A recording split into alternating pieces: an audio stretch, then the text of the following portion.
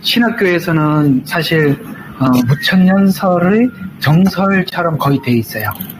왜 지금 목사님들이 시간이 왔는데 안 외치나? 안 외칠 수밖에 없어요. 왜냐하면 지금 천년왕국인데요. 근데 천년왕국에 질문이 많이 나오죠. 천년왕국에는 사자들이 어린아이와 함께 뒹굴기도 해야 되는데 같이 못 굴, 지금 큰일 나잖아요. 그죠? 그렇죠. 천년왕국은 평화의 시기고 예수님이 직접 통치하는 시기입니다. 그래서 완전 평화의 시기인데 이 무천년설은 여러분 이걸 아셔야 돼요. 왜 무천년설이 이런 괴상한 학설이 나왔나? 간단합니다. 유대인을 지우려고 무천년설이 나온 겁니다. 유대인을 없애야 돼요. 하나님과 인류의 약속의 대표가 유대인이거든요. 네. 대표자를 없애야죠. 그러면은 성경 전체가 흐트러지죠. 성경을 보는 시각 자체가 완전히 흐트러지죠. 그래서 신학에서 굉장히 중요한 바로 천년 왕국의 문제가 흐트러졌기 때문에 7년의 시간 자체, 7년이 지나고 천년 왕국이잖아요. 그러니까 7년은 이미 과거에 끝난 걸로 그렇게 돼버립니다. 지금이 무천년이면, 지금이 천년 왕국이면, 맞잖아요. 고개 좀 끄덕 해봐요. 7년 이후에 천년 왕국이잖아.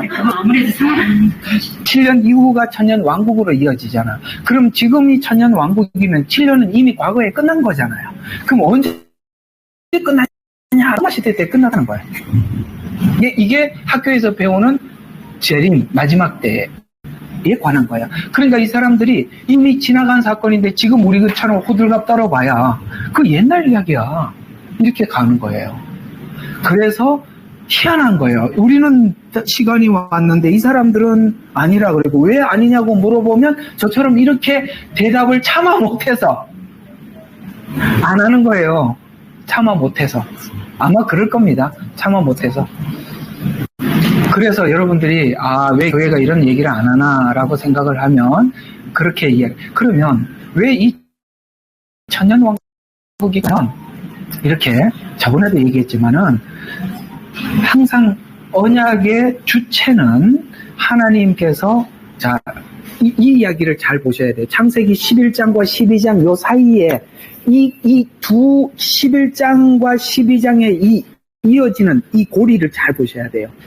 성경을 잘 보시려면 창세기 11장과 12장에 어떻게 고리가 딱 걸렸는지 보셔야 되고 말라기와 마태복음이 어떻게 걸렸는지 보셔야 돼요. 이건 굉장히 많은 시간이 소요가 돼요. 이걸 이해하는 데는. 근데 이걸 딱 이해하고 나면 성경이 확 열려요. 그러면 11장이 뭐예요? 바벨탑 사건이죠. 성경 되게 알립니다. 자, 바벨탑 사건이에요. 12장 뭐예요? 아브라함 이야기죠. 그러면은 바벨탑 사건의 핵심이 뭐냐면 하나님이 모든 인류에게 심판을 보여주고 심판을 직접 받은 거잖아. 심판을 받고 난 뒤에 사람들이 한 일이 뭐냐면 대책이 없으니까 심판을 면해보자라고 할 수밖에 없었던 거예요. 우리 인간적인 생각으로. 그러니까 홍수로 심판을 했으니까 다음에는 물이 더 안 올라오면 되겠네. 그래서 탑을 싼 거예요. 간단해요. 왜요? 대책이 없으니까. 우리는 하나님의 심판에 대한 대책이 우리 인간에게는 아무것도 없는 거예요. 하나님 하신다 그러면 하는 거예요. 우린 방법이 없는 거예요. 그리고 바벨탑 쌓는 사건은 하나님이 보실 때 하나님은 이제 우리가 그게 어떤 반역인지 알고 보니까 반역이지만 그 당시 사람들은 당연한 걸 한 거예요. 그랬더니 인류는 스스로 구원받을 자격이 아무 조건이 없으니까 하나님이 아브라함을 택해낸 거예요. 이렇게 구원을 시작해요. 구원을 찾아서가 아니라 대책이 없는 우리들에게 아브라함을 택한 거야. 그리고 이미 아벨에게 약속을 한 그 후손들, 망해가는 후손들 앞에 하나님이 한 사람, 셋을 집어넣고 누구를 집어넣고 살짝 집어넣어서 그걸 족보를 이어오게 하신 거야. 그리고 그 시간이 되자 아브라함을 딱 선택을 해서 우리에게 딱 제시한 게 뭐냐면 어때? 그 심판 앞에 너희들 대책 없지? 그건 내가 하는 거야. 라고 하나님은 아브라함을 통해서 믿음이 하나도 없는, 그러니까 아브라함 이야기도 12장부터 보면 안 돼. 11장 후반부터 봐야 돼. 그게 굉장히 중요한데 그걸 놓쳐. 11장 후반은 하나님께서 아브라함을 불러서 내가 지시하는 땅으로 가라 이렇게 얘기했더니 아브라함이 가족, 친척, 아비, 집을 떠나라고 했잖아요. 근데 자 한번 봐요. 자 떠났어요 안 떠났어요? 4개 다 떠났어요 안 떠났어요? 하나도 안 떠났어. 친척 롯 데리고 갔죠. 친척 떠나라고 그랬는데 아비 떠나라 그랬는데 아비 데리고 출발합니다. 11장에는. 그래서 하란에서 죽어. 아버지가 데리고 출발을 했는데 하란에서 죽어. 하란은 갈대아 우르 변방이에요. 더 넘어가면 다른 종족을 만나요. 그러니까 더 못 넘어가고 거기서 머물렀던 거예요. 근데 하나님께서 데라를 죽으면서 하란을 넘어간 거예요. 아시겠죠? 예, 본토 못, 하란에 머물러서 그 본토 못 떠나죠. 아비 못 떠나, 친척 못 떠났죠. 이게 무슨 이야기냐면 아브라함이 믿음이 있는 사람이 아니라고 이야기를 하는 거예요. 믿음을 주셔서 생긴 거지 아브라함이 믿음이 그 중에 괜찮은 아브라함을 선택했다. 그는 누구보다 탁월하게 믿음이 있었다. 이런 얘기를 하는 게 아니에요. 그래서 지시한 땅으로 갔는데 마침내 가나안 땅으로 들어가서 어디로 갔죠? 바로에게 이건 진짜 수치잖아, 그죠? 그렇게 빼앗겼는데 하나님 또 되찾아주죠. 자, 아브라함은 뭐냐면 계속 실패해. 이스마엘도 낳고 계속 실패를 해. 실패를 하면서 아브라함이 얻은 게 뭐냐면 믿음이야. 잘 들어요? 믿음은 실패를 통해서 얻어져 간다. 여러분 잘 믿어서 믿음이 생기는 게 아니라 이렇게 하면 안 되는구나 해서 믿음이 생기는 거예요. 희한하죠? 그러니까 아브라함 생애를 통해서 하나님께서는 아브라함에게 경험하게 하고 아브라함은 하나님을 경험하고 하나님이 하신 말씀들이 조금씩 더 믿어지는 거야. 결정적으로 뭐 때문에 확실하게 믿어지게 되느냐면 이삭을 출생하는 사건. 그렇죠. 이삭을 하나님께서 나도 불가능하고 철저하게 사라도 완벽하게 불가능한 상태에서 하나님께서 이삭을 줌으로 인해서 아브라함이 딱 얻게 된 것이 뭐냐면은 없는 것을 있게 하시는 하나님입니다. 없었잖아요. 그러니까 이삭이 없었잖아요. 없는 것을 있게 하시는 분이라는 믿음을 갖게 되는 거예요. 그리고 내가 네 몸에서 난 자를 통해서 인류의 약속을 이루어 가신다라고 말씀을 하셨으니까 분명하게 하나님께서 아브라함을 통해서 사라를 통해서 이삭을 출생케 했어요. 근데 번제로 드리라고 하는데 과감하게 드리려고 하죠. 왜냐하면은 만약에 하나님 없는 이삭을 출생케 했다면 지금 내가 번제로 죽이더라도 살릴 줄로 믿었던 거야. 이게 우리가 가져야 될 믿음의 정점인데. 그렇죠. 우리는 모두 죽지만 부활하는 걸 믿는다. 이게 아브라함 믿음하고 같은 거예요. 이걸 하나님의 하나의 샘플로 딱 정해놓고 이게 샘플이에요.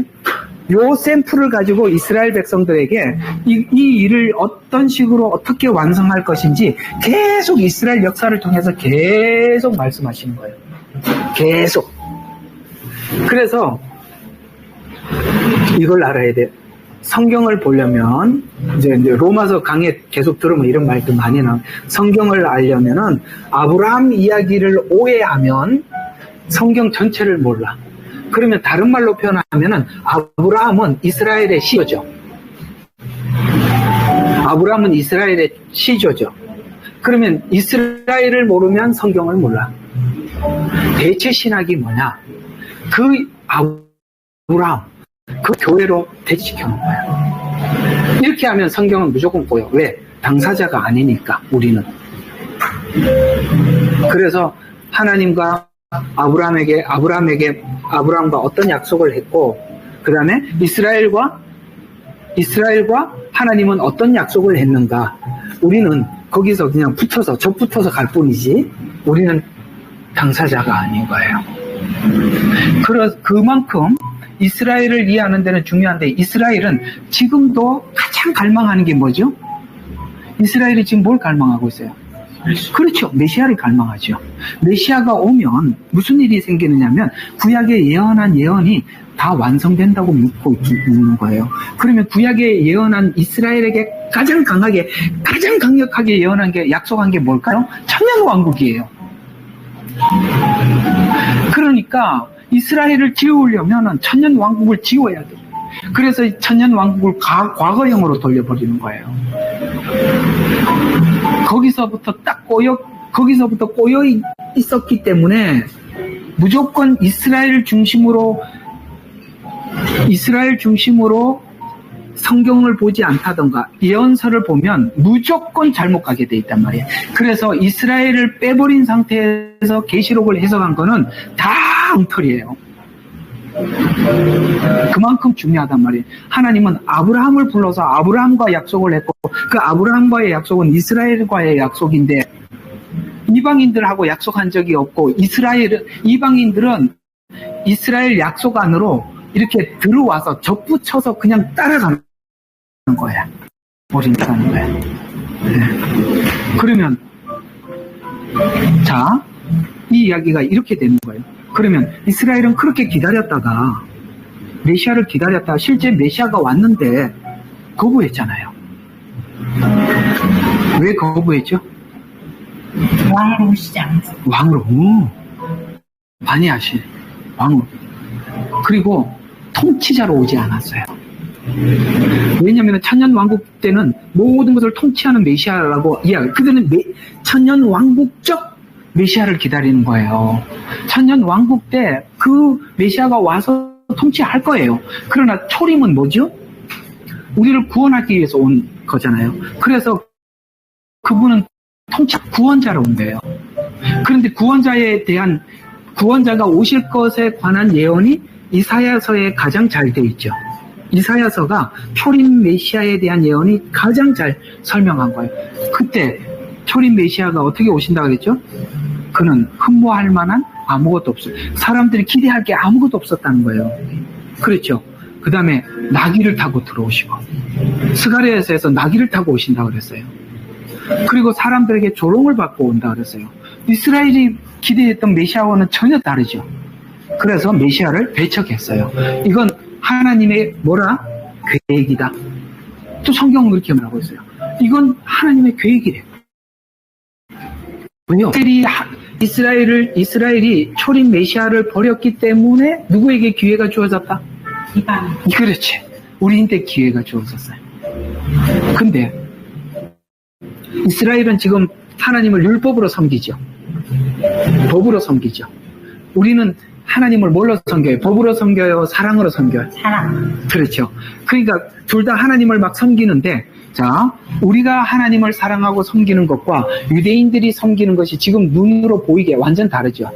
유대인들은 하나님을 섬기지만 이방인들은 전부 다 짐승 취급하죠. 사람 취급 안 하죠. 우리는 그들을 품죠. 하나님을 진심으로 사랑하죠. 그러니까 유대인 입장에서 보면 이상해요, 안 이상해요? 너무 이상하죠. 우리는 이렇게 하나님을 열심히, 쟤들은 도대체 뭐기에 이렇게 하나님 앞에 마음을 다하고 정성을 다하고 뜻을 다하고 저렇게 하나님을 사랑할까? 도대체 왜? 그 2000년 전에 온 예수님을 믿는데 우리가 방식과 저들이 섬기는 방식이 왜 이렇게 다를까 하고 지금 우리를 통해서 정말 부럽게 쳐다보고 있는 거예요.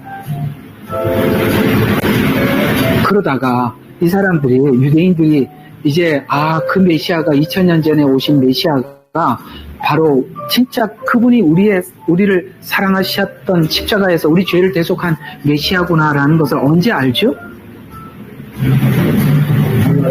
그렇죠. 그게 7년이에요. 일단은 이걸 좀 이렇게 이렇게 딱 뼈들을 세워놓고 봐달라는 거예요. 7년이라는 시간 안에 그들이 확 열려. 근데요, 우리는 이야기를 스가랴서는요 기가 막히게 하거든요. 어느 정도로 대단한지 한번 볼까요? 스가랴서 12장 제가 한번 읽어드릴게요. 이 사람들이요 열리는데요, 이야, 이 정도로 열린대. 자, 봐요. 12장 10절이에요. 내가 다윗의 집과 예루살렘, 요거는 정확히 이스라엘이죠. 다윗의 집이라고 그랬습니다. 우리는 다윗의 집 아니에요. 자, 다윗의 집과 예루살렘 거민들 위해 은혜의 은혜와 간구의 영을 부어주리라. 요거 초림 때 사도행전에 은혜와 간구의 영이 부어졌었죠.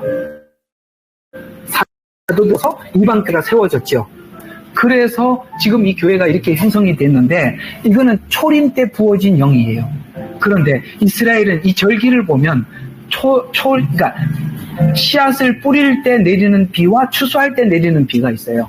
이 씨앗을 뿌릴 때 내리는 비에 비해서 추수할 때 내리는 비가 여기 30이 내리면 추수할 때는 70이 내리는 거예요. 초대교회 성령의 역사는 유도 아니에요. 7년 이 두 증인이 활동할 때는. 그래서 은혜의 영이 가두어 주리라. 그러면 그들이 찔렀던 나를 볼 거예요. 누가 찔렀죠? 유대인들이 찔렀잖아요.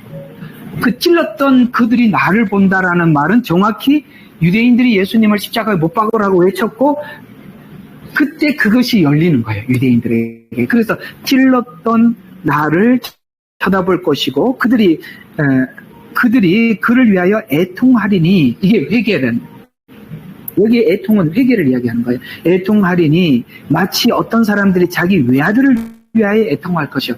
내 하나밖에 없는 아들이 죽은 것 같이 애통할 만큼 그 애통함과 회개가 너무나도 간절하다 이런 말이에요. 그러면서 그들을 위하여 비통에 잠기리니 마치 어떤 사람이 처자들을 위하여 비통에 잠기듯 하리라. 그날에 예루살렘에 큰 애통이 있으리라. 분명히 예루살렘이라고 말하고 있어요. 애통이 있으리라. 마치 무기또 골짜기 하닷 림몬의 애통과 같으리니 과거에 이런 한번 회개 운동이 있었던 것도 이 사람들은 알아듣는 말이에요. 우리는 모르다 하더라도 과거에 이런 한번 회개 운동이 있었다는 거예요. 그래서 땅이 애통하리니 족속이 따로 놀랍죠. 족속이 따로 한대. 지금 예루살렘에 애통이 있는데 족속이 애통한대. 이게 무슨 말이에요? 예루살렘이 하나님 앞에 회개 운동이 일어나면서 이방 나라 여긴 족속은 다른 나라를 이야기하는 거예요. 그들도 함께 애통한대요. 요게 요한계시록 7장에 보면 12지파 쭉 나오죠. 12,000회하고 14만 4천. 정확히 이스라엘이에요. 여기 있는 12장의 요 말씀이 7장의 요한계시록 7장에 있는 유대인들의 돌아옴을 이야기하는 거예요. 그래서 이들이 애통하고 회개하는데 놀랍게 이들만 회개하는 게 아니라 이들이 돌아오는 과정 속에 각 족속들이 따로 한다 이 말이에요. 그러니까 이방인들이 그래서 돌아보니까 흰옷 입은 수많은 무리들이 이스라엘이 돌아오는 것과 함께 돌아오는데 아까 말씀드린 것처럼 초대교회는 비가 30% 내렸다면 마지막 때는 70%가 내린대. 그래서 마지막 때 성령은 엄청나게 강력한 거예요.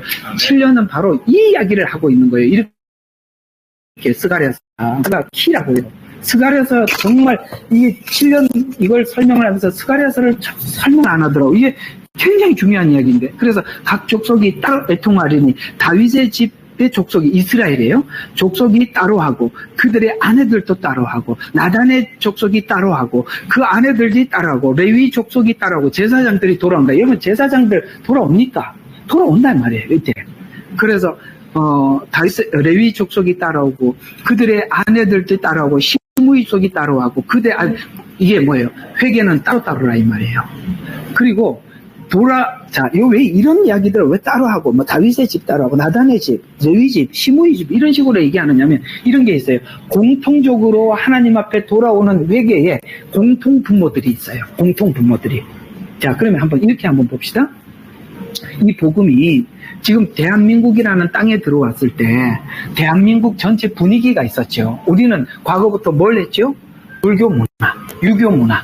그래서, 우리는 이 부분에 대한 회개가 우리에게는 철저하게 필요한 게 있어요. 그러나 또 다른 나라들은 어떤 다른 우상을 섬기고 있었어요.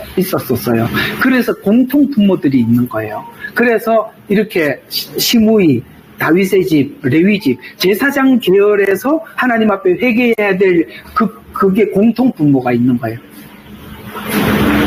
알아들었는 걸로 하고 넘어갑시다. 그래서 따로 하고 아내들도 따로 하리라. 그러면서 13장 넘어가서 그날에 다윗의 집과 예루살렘 거민들의 죄와 불결을 씻는 셈이 열리리니 죄와 불결의 이게 뭐냐면 다니엘서하고 또 연관이 있는 거야. 그래서 내가 요한계시록은 제발 구약을 알고 들어가야 되는 거야. 자, 다윗의 죄와 불결의 샘이 열리더니 이게 뭐냐면 다니엘서 9장하고 연관입니다. 몇 장? 9장. 다니엘서 9장은 어떤 이야기냐면 다니엘이 포로 잡혀 있으면서 이제 하나님께 9장은 기도 내용이에요. 전부 다 하나님 우리가 정말 잘못했습니다. 전에 우상을 섬겼습니다. 그러나 하나님 전에 우리한테 약속한 게 있잖아요. 우리가 솔로몬 성전을 짓고 네가 혹 죄를 지어서 어디 포로로 잡혀가서 다른 나라에 있더라도 이 성을 향해서 기도하면 우리를 회복시켜 주신다고 과거에 약속한 게 있잖아요. 우리가 무슨 죄 때문에 무슨 잘못 때문에 이제 여기 이 고생하는지 이제 알았으니까 우리 좀 회복시켜 주세요. 그렇게 하나님께 기도하는 내용이 9장 이야기야. 그랬더니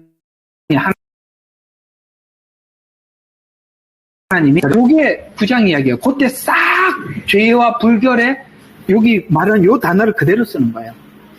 그때 다 해결될 거야 라고 메시아, 초림 메시아를 다니엘에게 약속해요. 그런데 이 사람들이 예수님을 십자가에 못 박아 죽이고 난 뒤에 마지막 때 7년 시기를 보내면서 이 눈이 열리는 거예요. 그러니까 우리가 예수님을 믿어 구원을 받듯이 이들도 예수님을 믿어 구원을 받는데 우리는 지금 하나님이 열어주신 거고 마지막 때는 이스라엘이 열리는데 자 봐요. 그러면 초대교회는 이 복음을 이방인에게 전하기 위해서 몇 명 보냈죠? 예수님이? 12 보냈잖아. 마지막 때는 몇 명 보내? 14만 4천 명. 여러분 생각해 보세요. 엄청난 거예요. 이 마지막 때는요, 하나님께서 이스라엘 백성들이 성경에는요, 이때는 이들이 회개하고 돌아올 때 성경은 이렇게 말해요. 약한 자가 다윗 같다. 가장 미약한 사람이 다윗 수준이래. 스가랴서 나오는 이야기예요. 그러니까 이들이 얼마나 강한 용사가 되는지 아시겠죠? 물불을 안 가리는 거예요. 왜냐하면 이들은요, 지금까지 예수님, 하나님 믿는 것 때문에 온 세상에 핍박을 받은 민족이에요. 이들이 그때 눈이 확 열리고 난 데는 하나도 안 무서운 거예요. 네.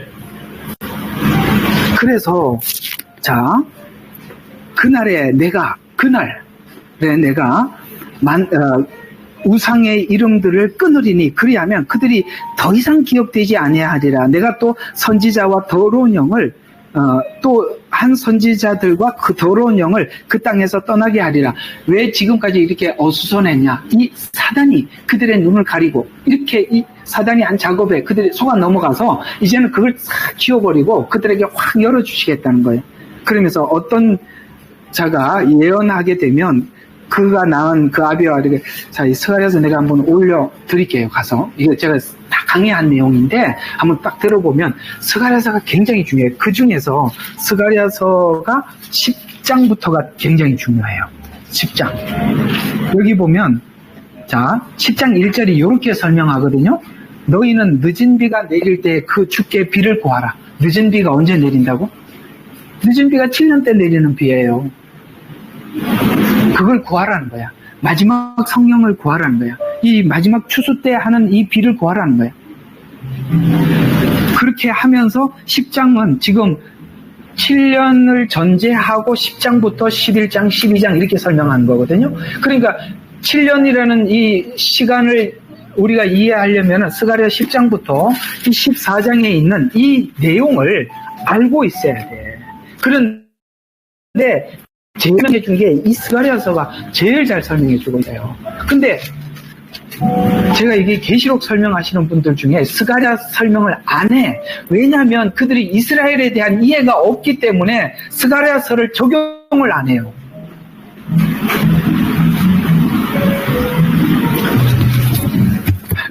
왜 스가랴서 안 보고 계시록 푼다고?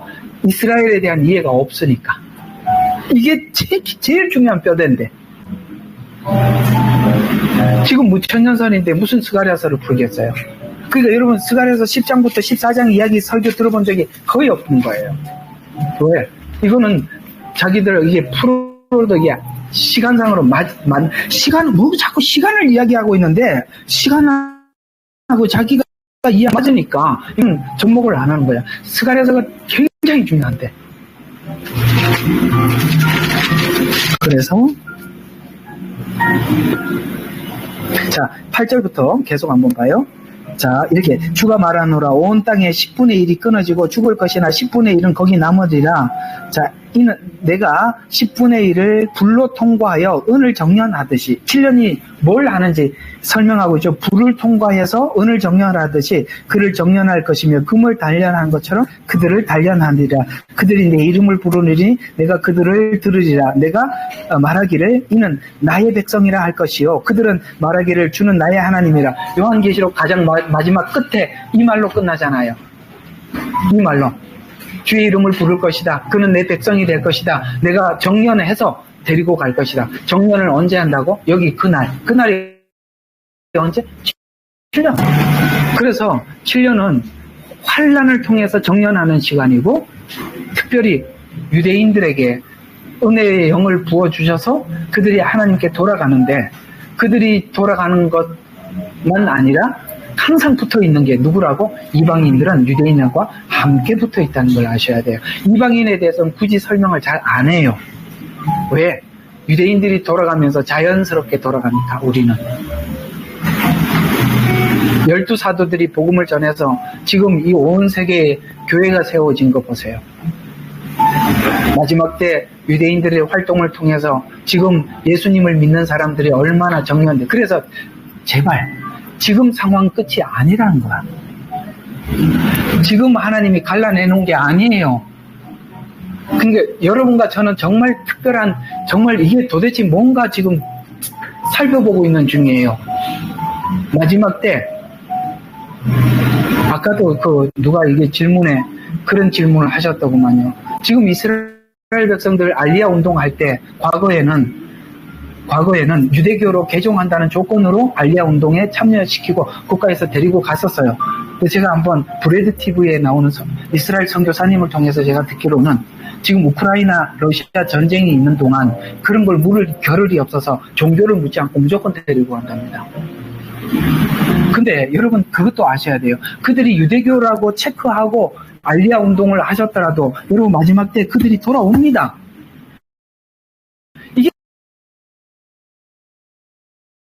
하나님이 지금 뭔가를 작업을 엄청나게 준비하고 계시는데 근데 왜 이 작업을 하나님은 필연적으로 해야 할까요?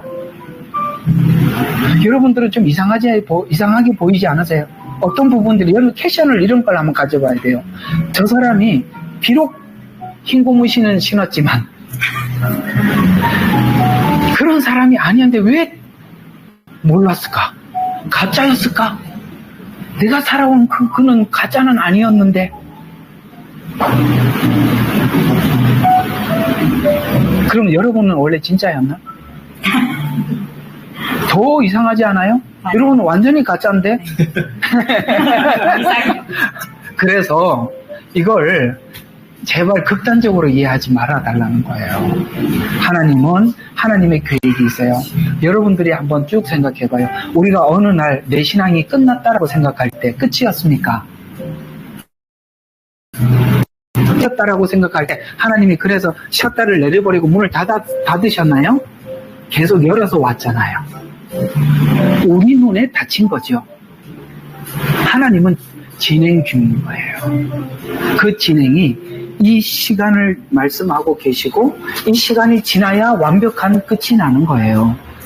그 사이에 무슨 일이 어떤 반전, 그래서 성경은 반전의 반전이다. 그래서 우리는 어떤 상황 속에서도 기대를 가지고 주를 바라보는 거예요. 왜? 하나님은 너무나도 반전이 너무 많아. 야곱의 인생을 봐도 너무 반전이고 아브라함의 인생을 봐도 반전이고 그렇다면 우리 인생도 보면은 반전의 반전을 거듭해서 여기 온 거잖아요. 성경은 반전이냐면 이쪽 끝, 그러니까 저쪽 끝을 보려고 그러면 요 코너로 보면 저기가 제일 먼 자리고 이쪽이 제일 반대죠.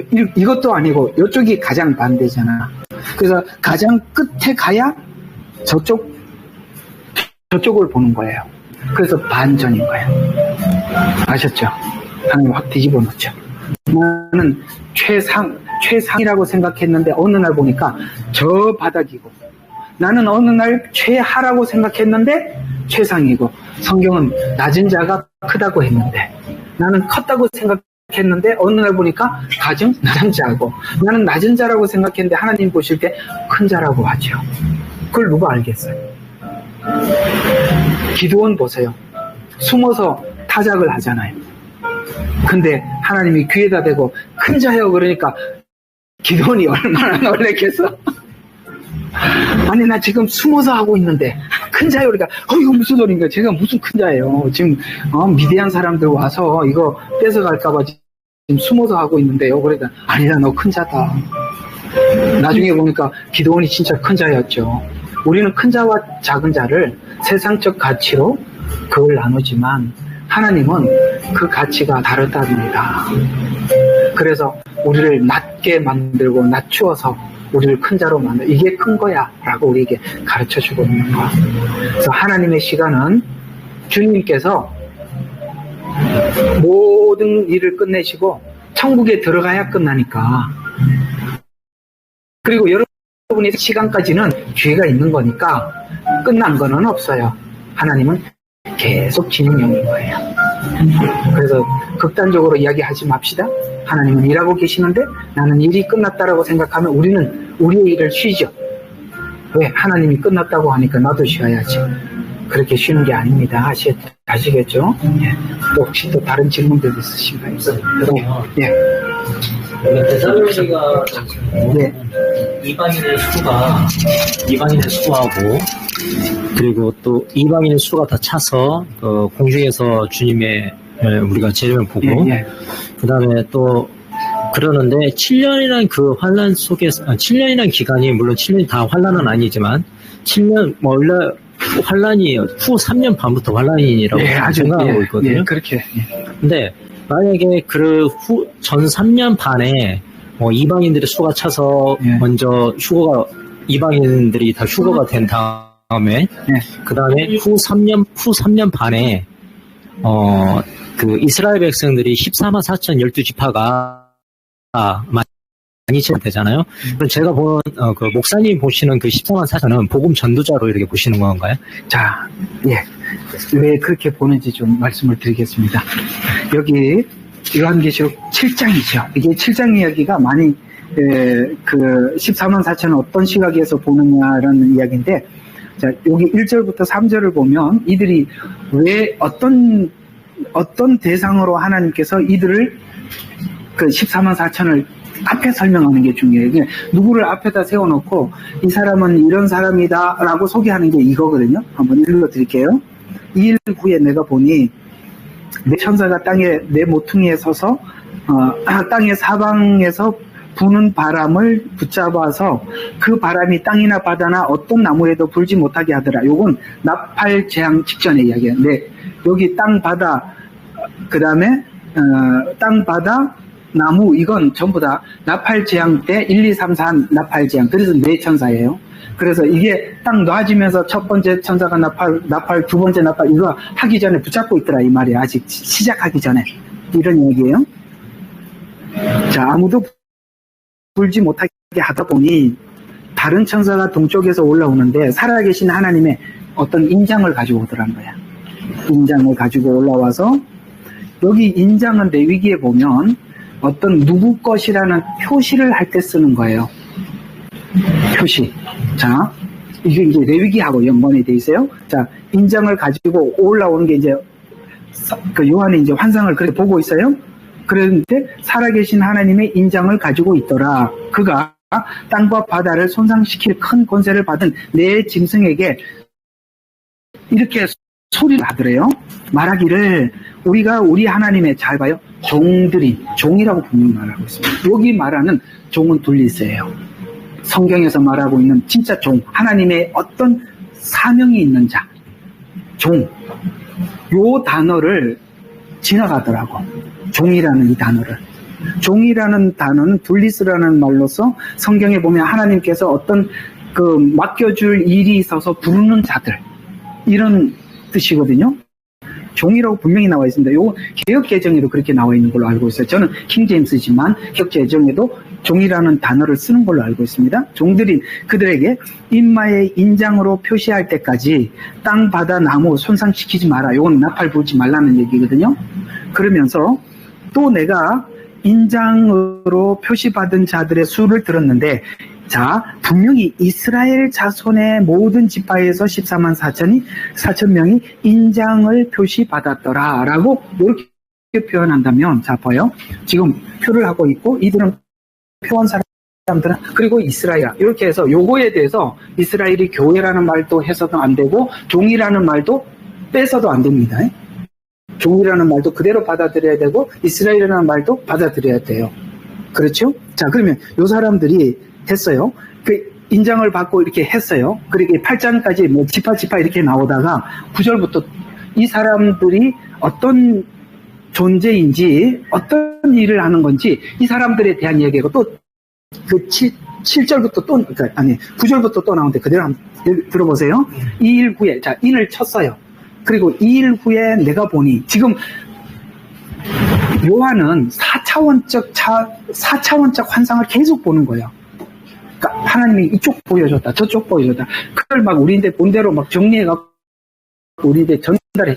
이렇게 해서 2일 후에 이런 말들도 요 환상이 끝나고 다음 거 이렇게 보셔야 돼요. 그래서 보여주기도 하고 들려주기도 하고 보여주고 들려주고 막 그러는 거거든요. 이거는 우리가 잘 나눠서 봐야 돼. 왜? 4차원적으로 봤기 때문에 우리는 3차원적으로 질서를 잡아야 돼. 자, 요게 계시록을 보는 이해에 참 중요해. 이거 어디에다가 어떤 요 7장은 어디다 집어넣어야 돼. 시기적으로 7년 전체를 그림을 그려놓고. 예. 어서 오세요. 7년이라는 시간 전체를 그림을 그려놓고 7장 이야기는 어느 시점인지 시점을 끼워 넣는 게 참 중요해요. 이게 막 흩어져 있기 때문에 그래요.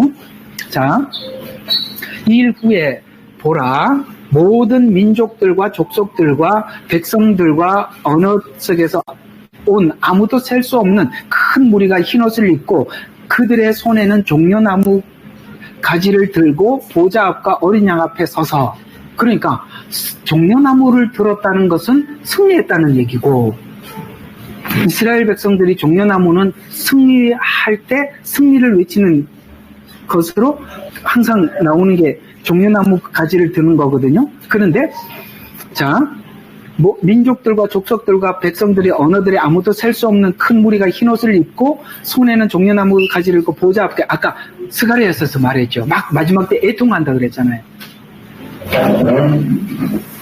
스가랴서에서 아까 말씀드린 것처럼 각 족속도 애통한다 그랬죠. 그 족속이 여기 등장하는 모든 민족들과 족속이 여기 또 등장하는 거예요. 아, 그 스가랴서에서 말했던 마지막 회개가 여기 회개가 일어났던 거구나 라고 이해할 수 있고, 큰 음성으로 소리질러 말하기를, 자 봐요, 구원이 우리 하나님과 어린 양께 있도다 라고 외치는 이유는 뭐냐면, 자, 왜 이 말이 여기 등장을 하느냐면 우리에게는 익숙한 이야기죠. 여러분, 제가 구원이 하나님과 어린 양께 있습니다 라고 하면 저는 그렇게 생각하지 않는데요 하는 분 여기 아무도 없죠. 여러분 다 그렇게 생각하죠. 그런데 이 사람들이요, 놀랍게도 구원이 하나님과 어린 양께 있습니다 라고 이렇게 표현하는데, 이스라엘 백성들은 구원이 어린 양께 있었다는 것을 몰랐죠. 지금까지 예수님께. 구원이 하나님께 있다고 생각했거든요. 구약적 구도는 그래요. 그런데 이들이 이 하나님의 부르심을 받고 이 사명을 감당하고 복음을 전하면서 알게 된 것이 하나님과 어린 양께 있었다는 것을 알게 된 거예요. 왜냐하면 요한복음 3장 16절 외워봐요. 하나님이 세상을 이처럼 사랑하사, 하나님이죠. 하나님이 세상을 사랑했어요. 독생자를 주셨으니 어린 양이죠. 이 말이에요. 요한복음 3장 16절 고백이에요. 하나님과 있도다 라고 외치면서, 자, 또 보좌와 장로들과 내 짐승들이 주에 들어서 모든 천사가 그 보좌 앞에 얼굴을 대고 엎드려 하나님께 경배하여, 요거는 11장은 뭘 연상을 하느냐면 하나님의 보좌를 연상하는 거예요. 항상 이거는 이제 성막과 연관이 있어요. 그러니까 한 절 한 절이 구약과 엄청난 밀접한 관계를 가지고 있는 거예요. 항상 하나님의 보좌를 설명할 때마다 보좌와 내 짐승과 이런 말들이 구약에 계속 등장했던 말들이에요. 자, 그래서 그 보좌 얼굴을 대고 하나님께 경배하여 말하기를 아멘, 찬송과 영광과 지혜와 존귀 감사 권세와 능력이 우리 하나님께 영원 무궁토록 있나이다. 그러면서 그때 한 장로가 한 사람이 대답하여 나에게 말하기를, 여기서 말하는 요한이 나에게 말한다는 말은 요한에게 이렇게 말했대요. 흰옷 입은 사람은 누구며 어디서 왔느냐? 그때 내가 그에게 말하기를 주여 당신이 아시나이다. 당신이 알았다는 건 뭐죠? 여기서 말하는 이 사람은 14만 4천을 이야기하는 거예요. 그럼 너가 나오는 길에 그들이 함께 나왔다는 건 당신이 알잖냐? 라고 이렇게 이야기를 하는 거예요. 그러니까 유대인들이 마지막에 구원을 받으면서 함께 이들이 쭉 나왔어요. 자, 그러면서 계속 이 말 끝까지 한번 봐야 돼요. 그 다음 14절 보니까 7장 14절이에요. 자, 내가 그들에게 말하기를 주여 당신이 아시나이다 하니 그가 내게 말하기 이들은 환란에서 나온 사람들이래요. 그럼 이 환란은 뭐예요? 전 3년 반 환란이에요. 왜 이게 전 3년 반 환란인지 14장이 또 설명해 드릴게요. 14장에 또 나와. 24만 4천이 또 나온다고요. 여기서 끝나는 게 아니에요. 이 앞에는 이들의 사역을 설명한 거예요. 7장은. 근데 14장은 이 사역이 아까 종려나무 들고 하나님 보좌 앞에서 찬양을 했다 그랬죠. 종려나무 들고 하나님 보좌 앞에 찬양했던 내용이 14장이 다시 등장한다고요. 7장하고 14장을 같이 보셔야 돼. 그러니까 여기는 사역을 설명을 하고 14장은 승리를 설명하는 거예요. 자, 환란에서 나온 사람들이 자기들의 옷을 씻어 어린 양의 피로, 자기 옷을 어디에다 씻었다는 거예요? 피로 씻었다는 거예요. 로 구원을 받았다는 거예요. 그래서 그러므로 그들이 하나님의 보좌 앞에 있으며 그 성전에서 그 밤낮 섬기고 보좌에 앉으신 분에게 그들 가운데 거하시리니. 자, 16절 봐요. 다시는 굶주리지 않고 목마르지 않고 태양이나 어떤 열기로 그들이 내리쬐지 못할 것. 이게 무슨 말이죠? 좀 이게 상상력이 굉장히 많이 동원돼. 자, 다시 한번 읽어드릴게요. 이들이 나와서 이렇게 얘기한대요. 굶주리지 않았, 목마르지 않았대요. 태양이나 어떤 열기도 그들에게 내리쬐지 못했대요. 무슨 뜻이죠? 이 7년 전 3년 반에 이 사역을 하면서 굉장히 고통스러웠다는 거예요. 그리고 이 전 3년 반에 4개의 나팔 재앙이 있잖아요. 그래서 그 재앙을 한번 생각해 봐요. 목마름, 열기, 불에 타죠. 수목이 타고 목마르고 그러죠. 막 그래서 17절에 보니까 이는 그 보좌 가운데 계신 어린 양이 그들을 먹이시고 생수의 샘으로 인도하셔 하나님의 그 눈물을 씻겨주시는 것이 언제죠? 21장, 22장에 다 끝나고 있는 이야기잖아요.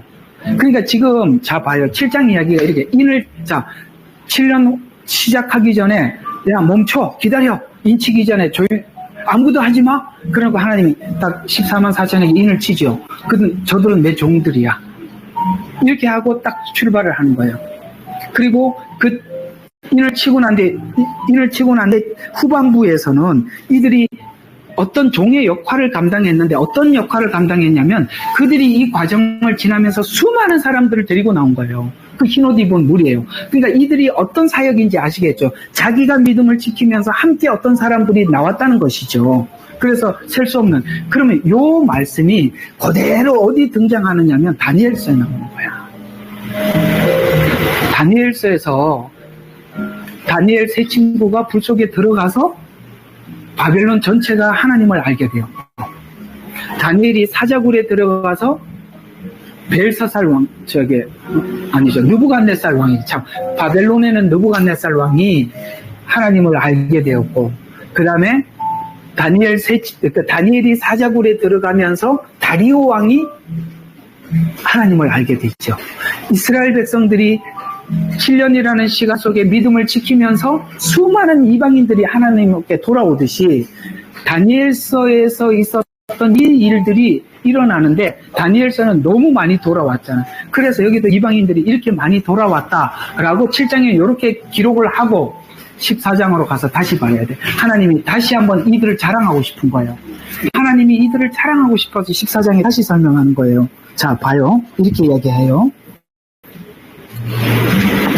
자, 또 내가 쳐다보니 14장하고 연결이 되어 있어요. 보라, 어린 양이 시온산 위에 서 있대요.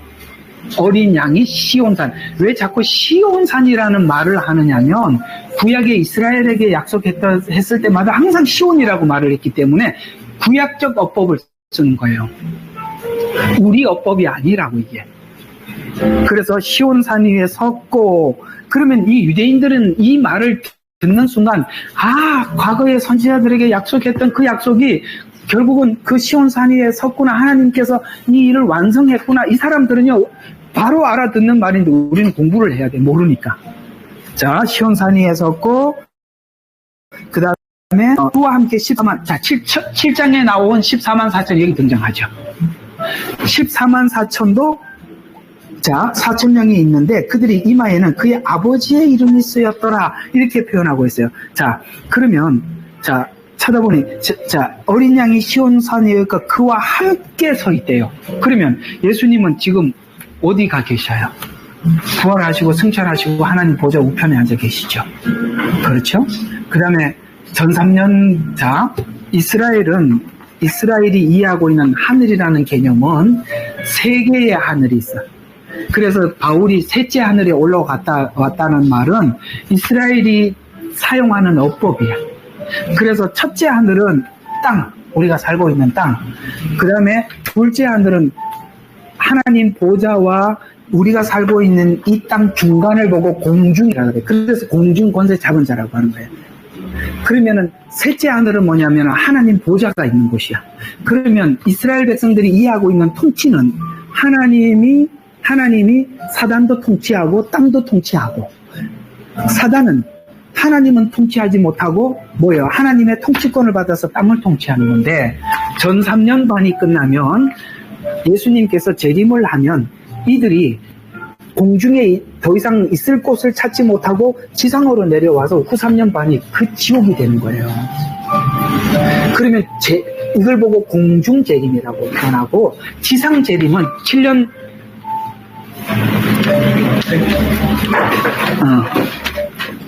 손님 보신 건가?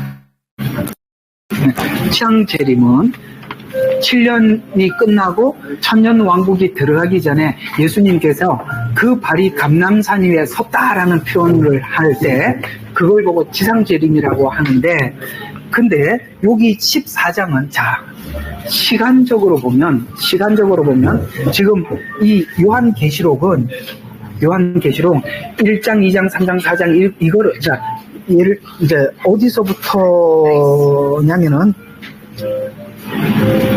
6장부터 6, 7, 8, 9, 10, 11 이렇게 시간으로 째깍 가는 게 아니에요.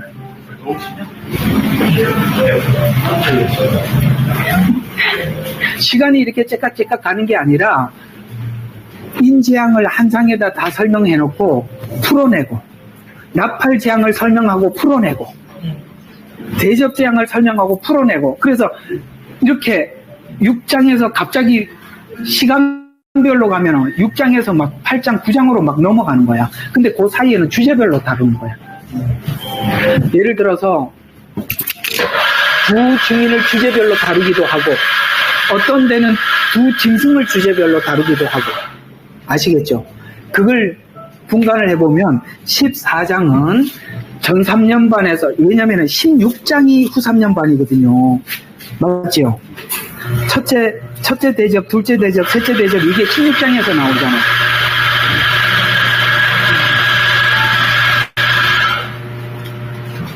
맞죠? 16장에서 첫째, 둘째, 셋째 대접이 나오면 16장부터 후 3년 반인 거야. 그럼 14장은 그 앞에 있는 전 3년 반이 끝나고 후 3년 반이 일어나기 전에 있었던 일을 설명해 주는 거야. 오케이? 그러면 14장에는 14만 4천을 7장에서 설명을 했다가 이들이 모든 사역을 마치고 예수님이 함께 계시는 그 시온산 위에 섰다라고 표현하는 것을 봐서 이들은 대부분 순교를 당하거나 하나님 앞에 간 걸로 휴거를 했던가, 휴거로 보는 게 맞아요. 그래서 사역을 감당하면서도 많은 분들이 순교를 당하거든요. 두 증인은 두 사람이 아니에요. 두 사람이라고 주장하는 분들도 계시는데, 성경은 원래 그러니까 신명기에 보면 두세 증인이 생길 때마다 두세 증인이 가서 증거하라 그랬어요. 구약은 계속 한 사람만, 한 민족만 증거했다고요. 이스라엘을 통해서 하나님이 계속 세상에 복음을 전했다가, 이제 우리가 7년이라는 시간 들어오기 전에 교회 시대 때 이방인들이 예수님을 믿게 되어서 우리도 그리스도의 증인이 되었잖아요. 그래서 그들과 함께 우리도 같이 증거한다는 차원에서 두 증인인 거야. 이해가 가요? 두 사람으로 보려면 봐도 돼. 여러분, 그 맘대로인데, 성경을 보면은 그 얘기는 아닌 것 같아요. 두 증인. 이스라엘과 유인이 함께 복음을 증거하는 거야. 그래서 이들이 14만 4천이 시온산 위에 섰다. 자, 그러면 한번 봐요.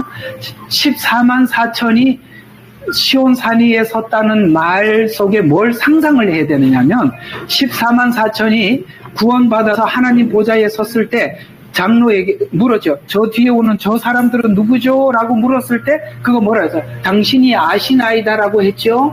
그러면 14만 4천만 여기에 섰나요? 아니죠. 흰옷 입은 많은 무리도 같이 갔죠. 이거는 빼놓고 이야기하는 거야. 왜? 지금 이스라엘과 하나님 둘이 대화 중이잖아. 그러니까 우리는 같이 붙어 있는 거라고. 항상 거기 같이 붙어 있다 이 말이에요. 그래서 자꾸 뭘로 단답형으로 보는 거야. 흑백으로 보는 거야. 그러면 7년은 유대인들과 관련이 있으면 이방인들은 상관이 없네? 이렇게 자꾸 단답형으로 보는데, 성경은 항상 그들은 원 가지고 너희들은 붙어 있다고 이야기를 하는 거야. 이거는 그래서 7년은 우리하고 상관이 없대. 과거에는 제가 처음 복음을 들었을 때 그래도 이스라엘 관점에서 설명은 이해가 깊이가 없어서, 그 7년은 우리하고 크게 관련이 없다. 특히 후반부는 이렇게 설명을 하시더라고요. 왜냐하면 아직 그때는 이렇게 깊이가 없었어. 그래도 그렇게 보는 게 어디예요, 그죠? 대단하죠. 그렇지만 지금 우리가 이미 정확히 보면 그게 아니었다는 걸 알게 돼요. 그래서 15장 1절에 보면은 후 3년 반 넘어가기 직전에 그들이 여기 섰다라고 표현함으로써 저는 이 시점이 휴거라고 보입니다. 이 시점이 휴거라고 보입니다. 그래서 전 3년 반을 보내는 거예요. 그러면 전 3년 반에는 두 종류가 있다고 보여요. 두 종류. 하나는 인을 쳐서 하나님께서 종으로 이방인 종들이나 유대인들 종이나 하나님 앞에 이 복음을 전하는, 쉽게 말해서 저는 이 말을 순교자의 부르심이 있어요. 이 복음을 전해야 하는 그런 사람들도 있는가 하면, 이 시간에 정말 하나님 앞에 훈련되어져야 하는, 정련되어야 하는 두 종류가 있다고 봐요. 누구는 종으로서 부름을 받고, 누구는 하나님 앞에 정년돼야, 계속 스가랴에서 봤죠. 정년돼야 된다고. 그러면 후 3년 반은 어떤 성격을 많이 가지고 있냐면은, 후 3년 반에는 계속 이런 단어가 등장을 해요. 땅에 거하는 자, 잘 보세요. 땅에 거한다는 말이 계속 나옵니다. 그런데 이 땅에 거한다는 말이 성경에는 번호로 두 의미가 있어요. 실제 하나님을 모르고 땅에 거하는 자들은 계속 하나님을 모독하고, 재앙을 내리면 내릴수록 하나님을 계속 모독하는 거야. 이건 그렇게 땅에 거하는 자라는 표현이 있고, 또 딱 한 번 나오는데, 땅에 거하는 자 중에 어떤 땅에 거하는 자가 나오느냐면, 두 증인이 죽고 이틀 만에, 3일 만에 부활해갖고 올라가는 걸 보고, 그때 성이 갈라지면서 지진이 난 것, 성이 갈라지면서 지진이 나는 걸 보고 하나님을 두려워하며 경외하더라. 그들이 땅에 거하는 자라. 이렇게 나오는 자가 있어요. 그 두 종류가 있는데, 하나는 모독하는 땅에 거하는 자, 또 하나는 이런 사실을 보고 하나님을 경외하는 자도 땅에 거하는 자도 우리나라 글에는 그렇게 나와서 모르는 거야. 원어를 추적해보면 후 3년 반에 두 증인의 복음을 듣고 이 우상에게 절하지 않고 표를 받지 않고 시간을 보내는 자들이 있어요. 그들이 육아그대로 많이 설명을 해줬잖아요. 유튜브에 올려줬잖아요. 그래서 천년왕국에 후 3년 반에 그걸 계명을 지키어서 들어가는 사람들이 있는데 이 사람들은 천년왕국 때 죽음이 있어요. 죽어. 그들은 육체로 들어가는 거고. 우리가 천년왕국에 들어가는 거는 뭐냐면, 자, 한번 인을 쳤다는 이야기 한번 더 해봅시다. 아까 유대인들에게 이렇게 인을 쳐라 그랬는데 이방인들의 종인 때는 인을 치라는 말이 없죠. 아까 읽었잖아, 7장에. 유대인들에게는 종을 치, 14만 4천 종 이렇게 치라 그랬는데 왜 이방인들도 종이 있다 그러는데 우리는 왜 이렇게 인을 안 치죠? 우리는 인 안 쳐도 되나? 우리는 이미 인을 받았습니다. 성경에 보니까 너희가 성령의 인침을 받은 자라 이렇게 표현하고 있습니다. 예수님을 영접하면 사도행전의 신학이 그 얘기예요. 사도행전은 어떤 과도기를 설명해주고 있는 거예요. 어떤 과도기를 설명을 한 거냐면 이런 과도기예요. 유대인들은 구원을 받는다고 믿고 있었어요. 사도들도 그 생각이 바뀌지 않고 있었습니다. 맞죠? 그러다가 성령님이 임하고 난 이후에 구약의 말씀이 확 열려요. 요엘서가 옛날에는 닫혀 있었는데 베드로가 요엘서가 열리는 거예요. 그래서 피와 불과 연기로라라고 이렇게 외치는 이 이야기가 요엘서에 이 예언이 바로 그 말씀이었구나라고 풀어져서 사람들에게 외치는 거예요. 과거에는 이게 안 열렸었다니까요. 그래서 드디어 그들이 이제는 행함으로 구원을 받는 게 아니라 예수님을 믿어서 구원을 받는구나, 하나님의 은혜로 구원을 받는구나라는 이해를 사도들이 대부분 하지 못하고 있었어요. 바울도 그걸 이해를 못했기 때문에 믿어서 구원을 받는다고 외쳤던 스데반을 돌로 치는데 투표를 자, 내가 책임질게 돌 쳐 이렇게 얘기해 준 거예요. 바울도. 이해가 가시죠? 과도기라고. 어떤 과도기? 행함의 구원에서 은혜의 구원을 이해하는 과도기라고. 그런데 사도들이 거기에 대한 이해가 너무 없어. 그래서 하나님이 어떻게 이해를 시켜주냐면 설교를 하는데 예수님을 받아들이는 사람들에게 각 사람에게 성령이 임하는 걸 눈으로 보여주는 거예요. 사도들을 위해서 보여준 거예요. 그래서 사도들이 드디어 어떤 것에 대해서 인정하기 시작하냐면 우리가 믿어서 구원을 그러니까 행위로가 내 죄를 대속하신 예수님을 믿어서 구원을 받는구나 라는 것을 이해하고 있을 쯤 고넬료 이야기가 나오잖아요. 고넬료가 구원을 받기 위해서 막 하나님께 기도했죠. 그런데 하늘에서 막 어떤 보자기가 내려오는데 배 위기에 먹지 말라는 것만 잔뜩 해서 받아 먹어라 라고 하니까 나 부정해서 이게 율법으로 보면은 받아 먹을 수 없는 거니까 받아 먹을 수 없다고 했더니 아니야 내가 정하다고 했는데 네가 왜 부정하다고 하느냐 라고 하니까 베드로가 이게 무슨 뜻이지? 3번을 거부했는데 이게 무슨 뜻이지 하고 생각을 했을 때 고넬료 집에서 종이 와서 우리 집에 와서 복음을 전해달라 라고 할 때 이게 이방인에게도 복음이 전해졌구나. 율법이 없는 이방인. 그들이 생각할 때는 이방인은 율법이 없는 이방인이니까 율법도 모르고 구원받는 길도 모르는 이런 뜻이 담겨 있는 거예요. 그렇죠? 네. 그래서 그들에게 복음을 전하고 그 중반부, 그러니까 사도행전 초중반부 쪽으로 가면서 사도들에게 막 복음을 전했더니 예수님을 믿는 사람들에게 막 성령이 임하는 걸 보고 이제는 구원이 행위 구원에서 끝나고 이제 믿음 구원으로 은혜의 구원으로 넘어가는 것을 드디어 사도들이 수용을 하고 너희는 가서 모든 족속으로 제자를 삼으라는 말이 무슨 뜻인지 알아듣기 시작하는 거예요. 그래서 막 가는 거예요. 인도로 아시죠? 그 제자들이 전부 다 선교하다 죽은 거. 그 얘기예요. 그래서 놀랍게도 바울이 그걸 이렇게 설명하고 있어요. 우리 민족이 세계에 복음을 전해주러 왔는데 우리가 거절을 했더니 하나님께서 우리가 거절했더니 저 이방인들이 복음을 받아들이더라. 그러면 이제 바울이 하나님께 질문하는 거예요. 하나님, 당신이 우리 민족에게 이렇게 약속을 해놓고 그럼 우리 민족 끝난 거예요? 이렇게 묻는 게 로마서 9장부터 11장 이야기예요. 우리 민족 끝났어요? 하고 물었더니 하나님이 뭐라고 대답을 해주시죠? 하나님의 약속은, 하나님의 은사의 부르심은 후회함이 없다라는 이 은사는 그 말이 아니에요. 우리가 이렇게 사용하는 은사가 아니라 하나님의 계획, 하나님께서 세운 계획에서는 하나님 후회하지 않는다. 유대인들이 거절해서 이방인들이 받아들이고 다시 유대인들이 받아들이고, 이게 원래 처음부터 태초 이전에 가졌던 하나님의 플랜이었다. 이렇게 이해를 하고, 와, 하나님 정말 놀랍다, 이렇게 하면서 끝이 나잖아요. 그게 11장 이야기지 않습니까? 로마서 11장. 그러니까 이게 그대로 종말로 넘어가는 거예요. 그래서 유대인, 그래서 내가 저번에 우리 집사님하고도 이야기를 했지만 참 이게 왜 여러분들이 헷갈리는지 이야기. 우리는 시간을 착착착착착착 두고 이해하고 있고, 하나님은 시간을, 어떤 시간을 건네뛰고 이야기하고 있는데, 어떤 시간은 없는 시간으로 취급하고 우리에게 메시지를 전하는데, 우리는 시간을 집어넣고 보니까 안 맞는 거야. 그게 어떤 부분이냐면 70일의 이야기예요.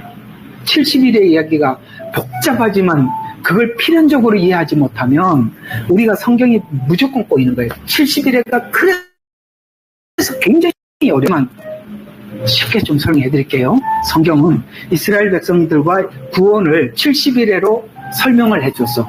다니엘서에 70일에 있는 거 아시죠? 70일을 설명하면서 하나님이 이렇게 약속을 해요. 이스라엘 백성들과, 야, 내가 너희 민족을 위해서 구원을 70일이라는 시간 안에서 계획해놨다, 이렇게 얘기를 해요. 그러면 이 70일에가 뭐냐, 이런 겁니다.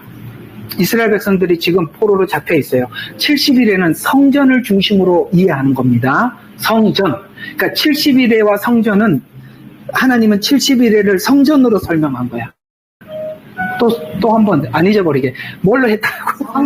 성전. 잊지 마세요. 70일에와 성전으로 이해해야 돼. 그러면 이스라엘 백성들은 지금 포로로 잡혀왔을 때 성전이 파괴되어 있어요? 아니면 멀쩡해요? 에레미야 애가 보셨죠? 거기 여우 짐승에 올라가고 울고, 그죠? 한적하도다. 그래서 막 울며 다니잖아. 그래서 애가잖아요. 그러면 이스라엘 백성들이 이해하고 있는 성전의 개념은 뭐냐면, 하나님과 인류가 끊어지지 않는 관계를 계속 유지하는 곳, 이런 뜻이에요. 에덴 동산에서 추방되고 난 이후에 하나님과 우리 관계가 죄로 인해서 단절되지 않고 하나님이 끈을 이어가는 한 줄, 성막을 지었을 때 하나님의 불이 임하였더라. 뭡니까? 하나님이 지상에 임하는 장소라는 뜻이에요. 근데 성전이 파괴됐죠.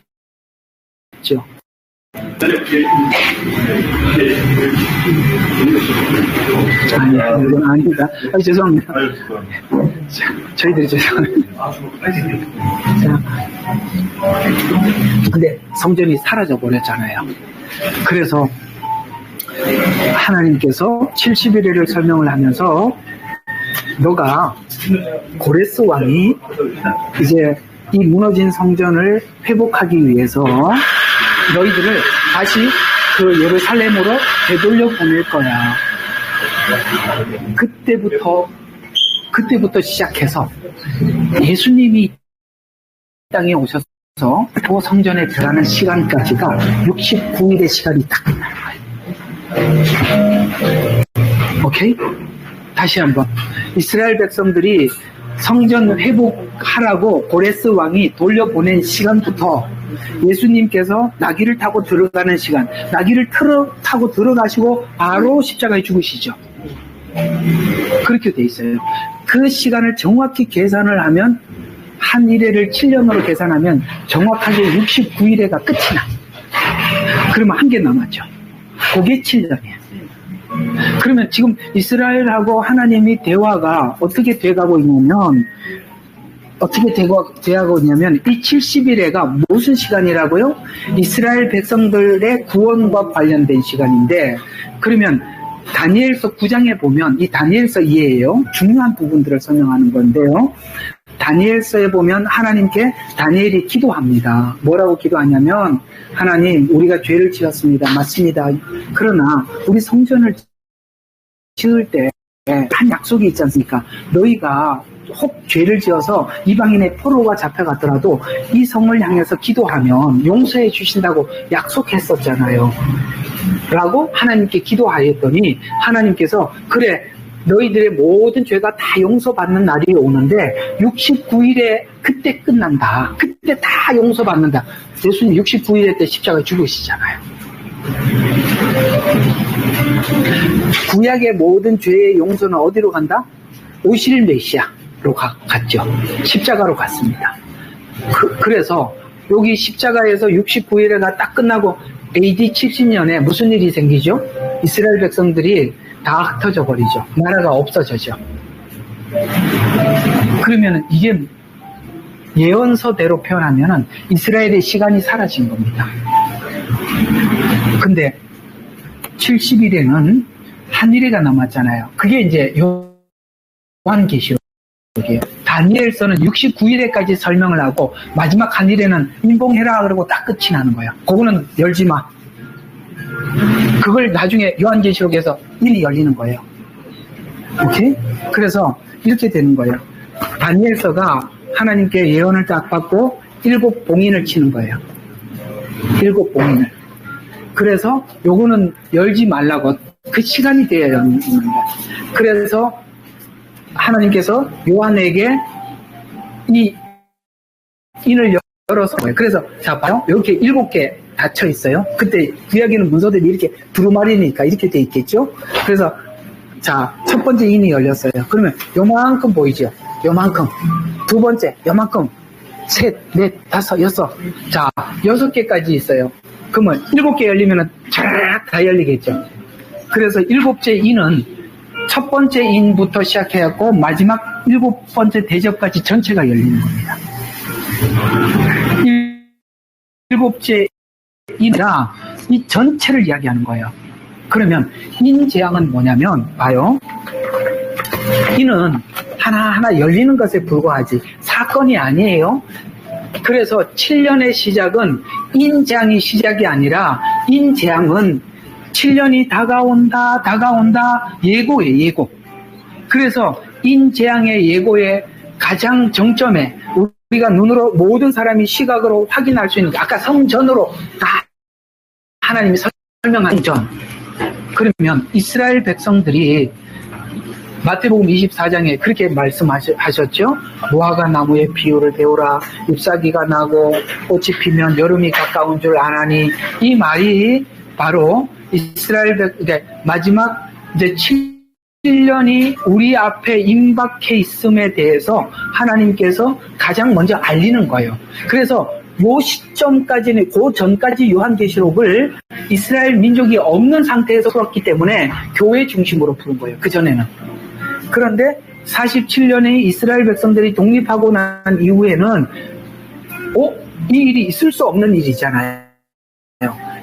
그래서 성취되어 가는구나라고 이제 요한계시록을 보기 시작하는 거예요. 그래서 인재앙은 그래서 자꾸 이제 사람들이 이렇게 묻더라고요. 지금 7년 대환란 중에 인재앙에 몇 번째, 이렇게 몇 년째 왔어요? 라고 묻는데, 인재앙은 7년이 아니에요. 첫 번째 나팔부터가 인재앙이에요. 아시겠죠? 그렇게 돼 있다는 거, 요런 구조들을 알고 보자. 그러면 내가 아까 그러면 왜 중간에 우리는 시간을 두고 보려고 하는데, 성경은 시간을 무시했다는 걸 아셔야 돼. 70일로 설명을 했단 말이에요. 그러면 봐요. 자, AD 70년. 자, 요 시점이 여기가 AD 70년이야. 나라를 없어졌어. 그러면 연결을 하자 그러면은 이스라엘 독립부터 이렇게 연결이 돼야 되잖아. 그러면 요